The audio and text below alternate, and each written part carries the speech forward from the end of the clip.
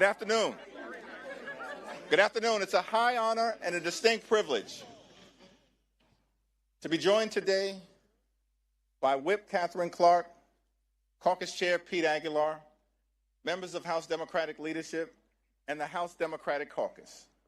House Democrats are here on the Capitol steps to reiterate our strong opposition to this spending bill because it fails to address the Republican health care crisis and it fails to extend the Affordable Care Act tax credits.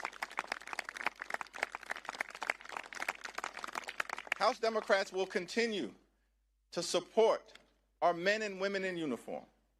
We will continue to support hardworking federal employees. We will continue to support our law enforcement personnel. House Democrats will continue to support our air traffic controllers. We will continue to support our TSA agents. We will continue to support our civil servants who have been under attack since day one of the Trump administration. But we cannot support the Republican effort to gut the health care of the American people.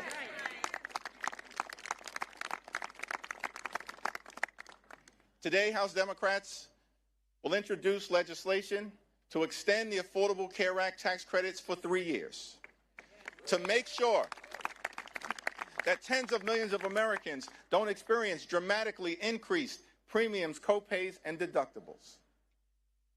We believe that working-class Americans, middle-class Americans, and everyday Americans deserve the same level of certainty that Republicans always provide to the wealthy, the well-off, and the well-connected. The same level of certainty. And so we're calling upon our Republican colleagues to join us and extend the Affordable Care Act tax credits. And we will be working hard today, tomorrow, and throughout the balance of this year to make sure that those Affordable Care Act tax credits are extended. Now, Republicans control the House, the Senate, and the presidency. They own the mess that has been created in the United States of America. They own it. In a few hours, we will convene on the House floor. And our message to the American people is no matter what happens on the floor later on today, our promise to you remains the same. House Democrats will continue to fight to make your life more affordable. House Democrats will continue the fight to address the Republican health care crisis, and House Democrats will fight to extend the Affordable Care Act tax credits. This fight is not over. We're just getting started. We're just getting started. Now, among the many outrageous things that has been said during the Trump Republican shutdown or done during the Trump Republican shutdown, the longest shutdown in American history, is that Donald Trump made the stunning claim that in his mind, he holds two titles, that he has two positions. Donald Trump says that he's both the president and the Speaker of the House. That's what Donald Trump said in the midst of him shutting down the government. And what we've seen from compliant, sycophantic Republicans, corrupt House Republicans, is they continue to go along to get along. They don't function like a separate and co-equal branch of government. From the very beginning of this presidency and all the way through this Trump shutdown, Republicans in the House have continued to act like a wholly owned subsidiary of the corrupt Trump cartel. That may be the House Republican position. For damn sure, it ain't the House Democratic position. Because we know, and what we say to the American people is that we don't work for Donald Trump. We don't work for J.D. Vance. We don't work for your billionaire donors. We work for the American people. And that's what this fight by House Democrats, joined by our colleagues on the other side of the Capitol, has been all about. We work for the American people. As we stand on the Capitol steps, ready to continue this battle on the House floor, a battle that we waged week after week after week, and that will continue regardless of the outcome. We say to the American people that we know you deserve better. You deserve much better than the chaos, the cruelty, and the corruption that you've seen. And so as House Democrats, we're going to continue this fight to lower the high cost of living in a country where America is far too expensive, far too many people struggling to live paycheck to paycheck, can't thrive, and can barely survive.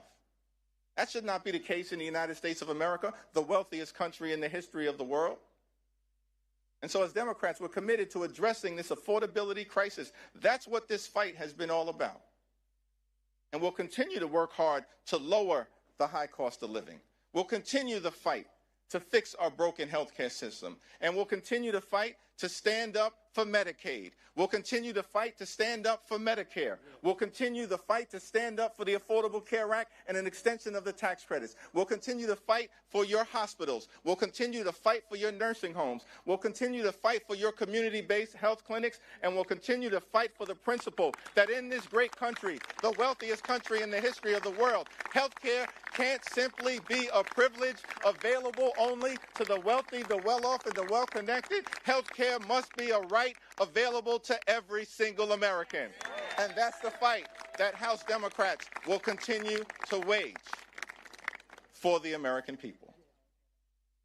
It's now my great honor to yield to a freshman leadership representative, someone who's gotten off to a great start, helping to lead the freshman class, the first term members during this turbulent and tumultuous period here in the United States Congress and for the country.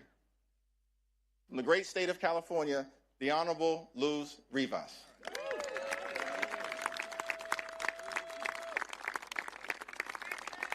Thank you, Leader Jeffries, Whip Clark, and Chair Aguilar for your leadership. House Democrats are back in Washington, D.C., ready to vote once again to protect health care for working families across the country. Recently, I spoke with Speaker Johnson directly in the Capitol and hand-delivered stories from my and my fellow freshman colleagues' constituents who have been impacted by the Republican shutdown. This includes the story of Stephen Heller, a constituent from Van Nuys, which is in my district. Stephen and his wife are independent contractors who have to pay for their own health insurance. Because Republicans let the ACA tax credits expire, Stephen and his wife are facing a monthly health care premium increase of $1,000 per month in 2026.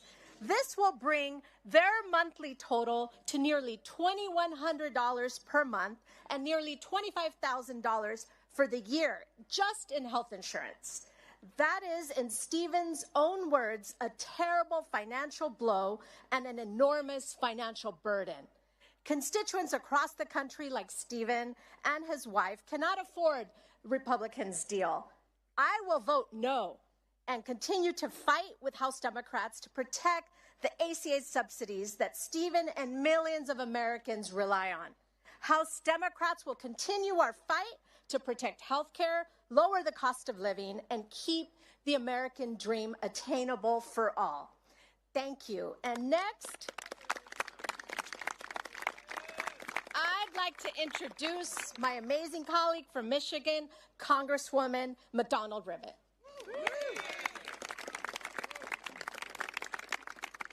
Thank you very much. I come from mid-Michigan, the part of the country where workers actually invented the American dream, to work hard enough to pay your bills, put a little bit away, and take your kids on vacation every once in a while. But the dream is further and further out of reach. In my district, 70% of our jobs pay less than $60,000 a year. So this healthcare crisis that Republicans have created, $1 trillion in Medicaid cuts and gutting the ACA in order to pay for the tax break for the ultra-wealthy, is making things so much harder. So let me give you an example. A couple in my district, they actually go to my church. called and told me they're in their 60s and they rely on the ACA tax credits to pay their insurance premiums. But now, because the Republicans have failed to extend these credits, their insurance premiums are going to jump by $11,000 next year, an impossible sum for people on the edge of retirement. Health insurance already consumes 72% of their retirement income. Let me say that again. 72% of their retirement income, and is about to go up another $11,000. That means they're facing devastating choices between doctor's visits and paying the mortgage, between cancer screenings and putting food on the table, between prescription drugs and heating their home, or even, frankly, to get insurance at all. They told me, and this is a direct quote, they are strongly considering going without coverage and taking their chances rather than continuing to pay the premium. Because here's the reality. They actually can't pay that premium. I came to Congress, we all came to Congress to help people like them. Lower cost, better care, more jobs. One easy critical step is simply passing to extend the ACA credits. Yes. It is time we pass it before they pay the cost. Thank you. It is my pleasure to introduce my colleague from California, Representative Tran.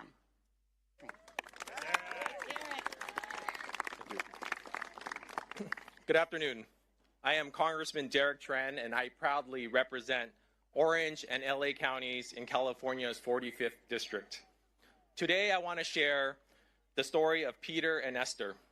Peter and Esther are retired and living in Orange County, California. They're on a limited income, and their health insurance costs are overwhelming. They pay over $18,000 every year just in health care premiums. And next year, their costs are going up to over $21,000. When you're retired and living on a fixed income, that kind of cost increase can be devastating. Peter has been trying to get his wife, Esther, on Medicaid so she can get the care she deserves without going bankrupt. But he keeps hitting roadblocks. The red tape, long lines, and staffing shortages preventing Esther from even being considered for Medicaid coverage is harmful to our country. And instead of joining us to fix this crisis, the Republican majority has demanded more cuts, causing more pain and suffering for the American people. I am here today for people like Peter and Esther. They deserve better than this. Every American deserves better than this. While we're fighting for health care, Republicans are fighting for tax cuts for the billionaires. I'll keep fighting to make sure people like Peter and Esther can afford the care that they deserve. And I hope our colleagues on the other side of the aisle will join us. Thank you so much. It is with great privilege that I introduce and yield time to Congresswoman Sarah McBride from the great state of Delaware. Thank you so much, Representative. Thank you so much, Leader Jeffries, Whip Clark, and Chair Aguilar for bringing us together today. We stand here today, 42 days into a government shutdown and 54 days since the House last met, because Republicans have presented the American people with a false choice between reopening government and addressing this healthcare crisis. There is simply no reason why we can't do both. The only thing that has been standing in our way is Republican cruelty. Republicans have played a game of chicken with food assistance, travel safety, and federal paychecks, all because they will stop at nothing to cut your health care. The only thing that congressional Republicans are more loyal to than Donald Trump is to cutting the health care of the American people. Let's be clear. This health care crisis is a choice by congressional Republicans and Donald Trump, who have inserted a $1 trillion bomb into the American health care system. And it is starting to go off. Millions right now are facing skyrocketing premiums. The largest cut to Medicaid in American history is on the horizon. Rural hospitals will close. Doctors' offices will shutter.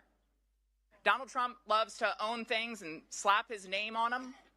Well, he now owns the American healthcare system. It is Trump care. Millions losing coverage, that's Trump care. Americans paying more for insurance, that's Trump care. Everyone having to drive longer and take more time off work, that is Trump care. Donald Trump and congressional Republicans have raided your health care and used that money as a piggy bank to reward their donors with massive tax breaks. Cruelty is the currency of his corruption, because Donald Trump only cares about himself, his ballroom, and his billionaire buddies, and he certainly doesn't care about you. House Democrats are here for everyone, whether they voted for us in the last election or not. I'm here on behalf of all of my constituents, including a family of 4 in Middletown who will see their premiums skyrocket by $10,000 next year. That's why we are all voting against this budget, and it's why we will not stop until every single American can get the health care that they need to live and thrive in America. Thank you all very much. And it is now my pleasure to introduce my friend from the great state of Alabama, Representative Shamari Figures.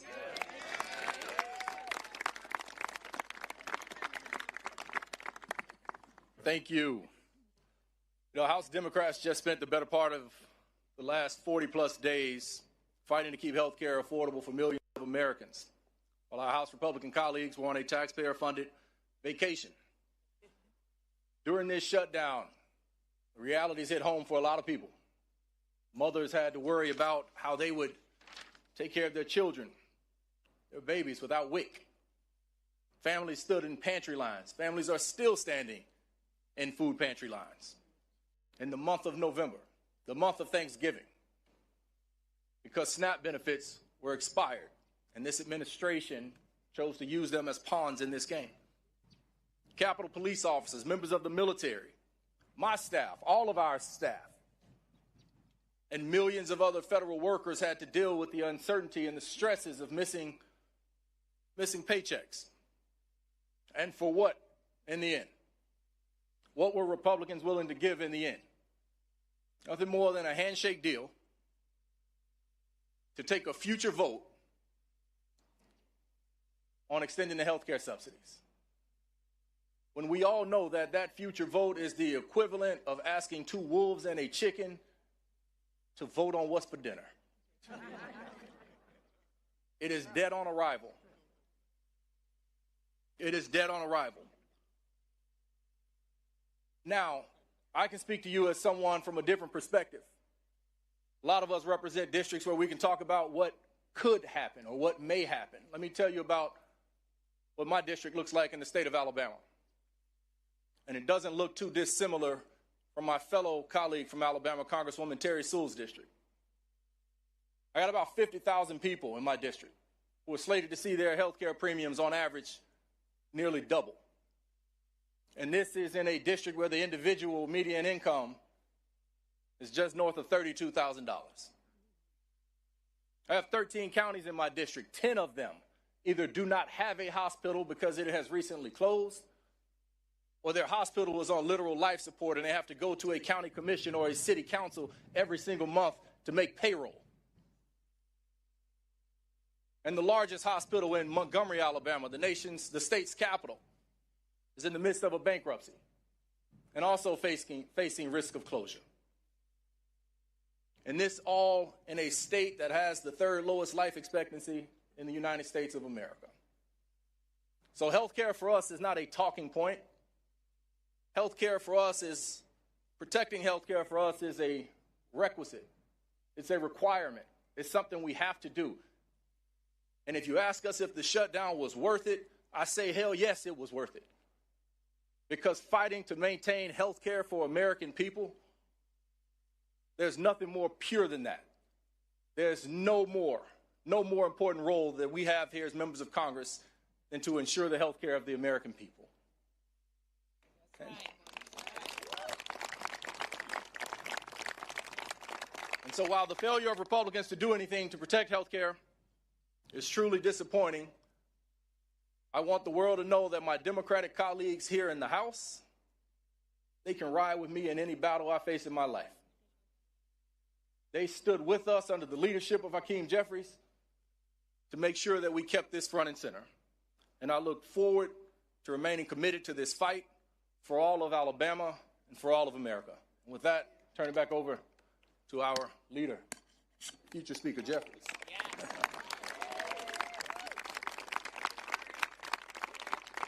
I want to thank all of our distinguished colleagues who spoke so powerfully and eloquently about the nature of this fight that we continue to wage on behalf of the American people. And these are first-term members of Congress.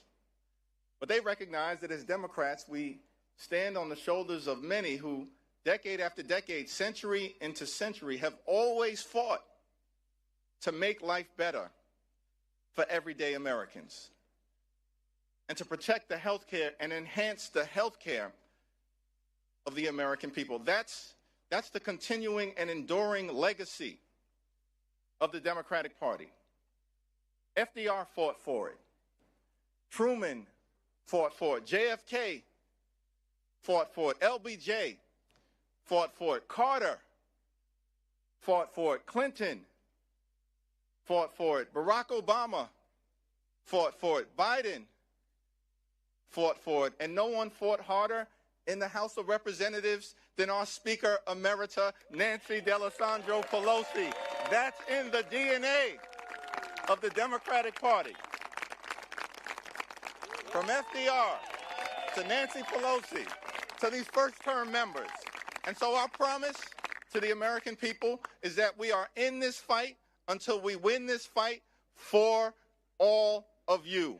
Cancel the cuts, lower the costs, save health care.